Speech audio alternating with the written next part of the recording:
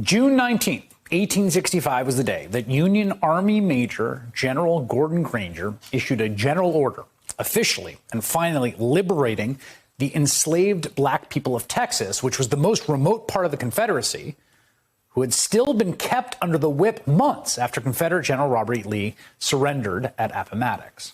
In other words, it is the day of full national liberation and has been celebrated as such by African Americans for years. Now, there's been no national official holiday to mark this moment, but it looks like that's about to change. Earlier this evening, to loud applause, the House approved a bill to make Juneteenth a national holiday.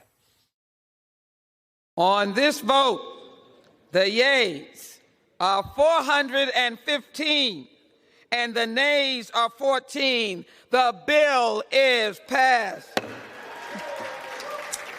The bill will now go to President Joe Biden's desk to be signed into law. And while 14 House Republicans voted against the bill tonight, yesterday the Senate adopted it unanimously. Republican Senator Ron Johnson of Wisconsin had spent much of the last year objecting to it, he said, on cost grounds, but he finally backed down.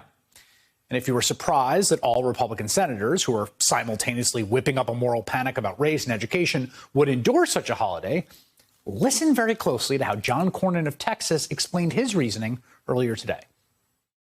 I think everybody saw this as something that would be an important symbolic gesture and a way to reach out to people of different races and to say, I know that Juneteenth has been celebrated within the African American community around the country in Texas and elsewhere.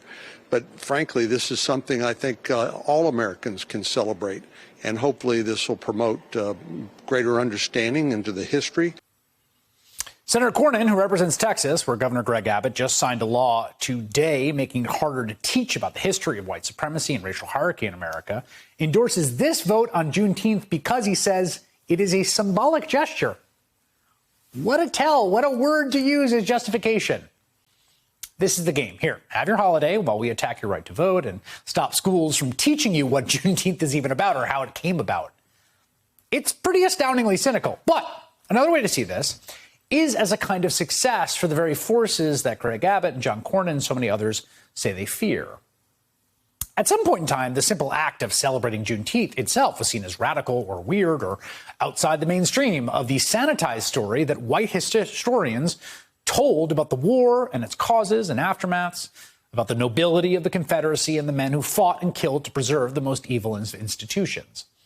That version of history lost, at least in this battle for this holiday celebrating emancipation. The optimistic way to view this contradiction between the attack on education and voting while also endorsing the holiday is that when they say they are losing their country or their vision of it, they are right in a certain way. They are losing. The anti-critical race theory hysteria, the desperate attempts to reduce democratic participation are the activities of a coalition losing the battle of ideas. Let's hope they keep losing.